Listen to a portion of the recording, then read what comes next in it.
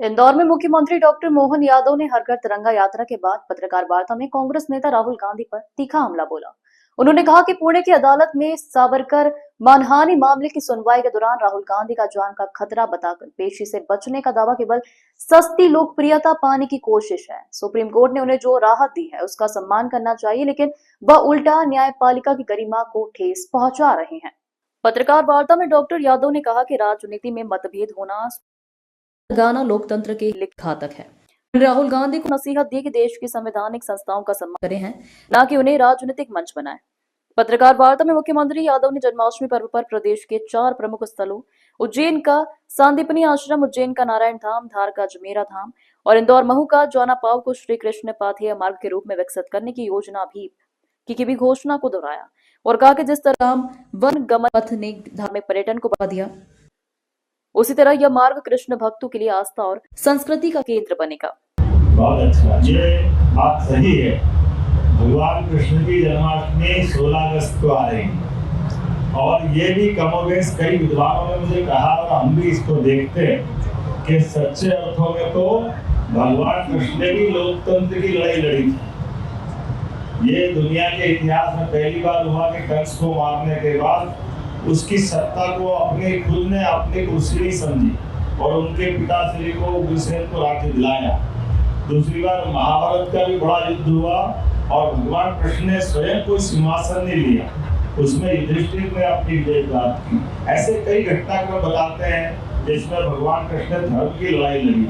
तो हम तो अतीत के भी दोनों सारी पक्ष को देखे। हमारे भगवान राम ने भी लंका जीत ली, लेकिन कुर्सी को महत्व नहीं दिया, विभीषण को राज्य दिया। हमारे सामने ऐसे हमारे महापुरुषों के, हमारे देवताओं के उदाहरण भरे पड़े। इसलिए इसी कारण से लोकतंत्र की जड़ें दुनिया में सबसे गहरी हमारे यहाँ है। हमने जरूर प्रदेश में जन्माष्टमी के माध्यम से भगवान कृष्ण की जहाँ जहाँ लीलाएं हुई, ऐसे लीलाओं के तीर्थ बनाने के लिए, जैसे ये जाना पाओ हमारा इंदौर के पास का, जहाँ 7 नदियों ने अपना उद्गम मान करके वहाँ की धाराएं निकली है, ऐसी जाना पाओ की पहाड़ी पर महर्षि परशुराम ने भगवान कृष्ण को सुदर्शन चक्र दिया, ऐसा इतिहास है। हम चाहेंगे कि भगवान कृष्ण का वो परशुराम जी द्वारा दिया गया ऐतिहासिक पल दुनिया के सामने अमर हो जाए।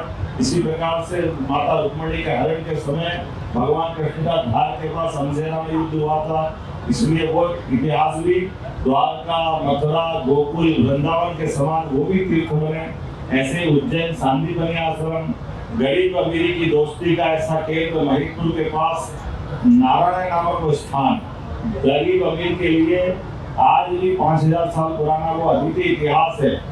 व्यक्ति कितने बड़े में पहुंचा, लेकिन अपने स्कूल के अपने गरीब मित्रों को ना भूले, इससे बेहतर कौन से प्रमाण हो सकते हैं। ऐसे एक नहीं कई शिशुपाल वर्ग का घटनाक्रम चंदेरी से जुड़ता है।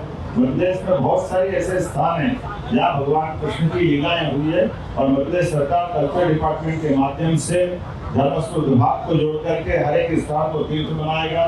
जैसे भगवान श्री राम के वन पथ गमन मार्ग को हम अद्वितीय रूप से काम कर रहे हैं, उसी प्रकार से भगवान कृष्ण के भी पथ गमन मार्ग के लिए राजस्थान सरकार और अन्य सरकारों के साथ मिलकर के उसमें भी काम कर रहे हैं। ये आपकी गलत है। देखिए, हमारे सारे मंत्री अपने अपने प्रभार के जिले में झंडा वंदन करने जा रहे हैं। अब ये तो अलग बात है कि जिले हमारे 55 और मंत्री हमारे 32, तो कुछ तो खाली देंगे, नहीं क्या करोगे उसमें। तो आप थोड़ा स्मरण कर लें, तो हमारे लिए जब 26 जनवरी आ गई हम झंडा वंदन करके आ जाएंगे, हमको क्या मना। तो मुझे लगता है कि आज के अवसर पर आपने बोल दिया ना, मैं तो बोल नहीं रहा हूँ। ये वही गलतियां हैं जिसके कारण से राहुल गांधी को बार-बार माफी मांगना पड़ेगी। उनके परदादा, नाना, पापा सब माफी मांगते हुए, ये आजादी के तुरंत बाद जिस ढंग से उन्होंने प्रकार के विषय को राजनीतिक दृष्टि दी थी, एक अपराध की घटना थी जिसकी सजा हुई जिनको देना था। उसके बाद उन सारी बातों को लेकर के केवल वोट की राजनीति करना, ये कांग्रेस को महंगा पड़ेगा।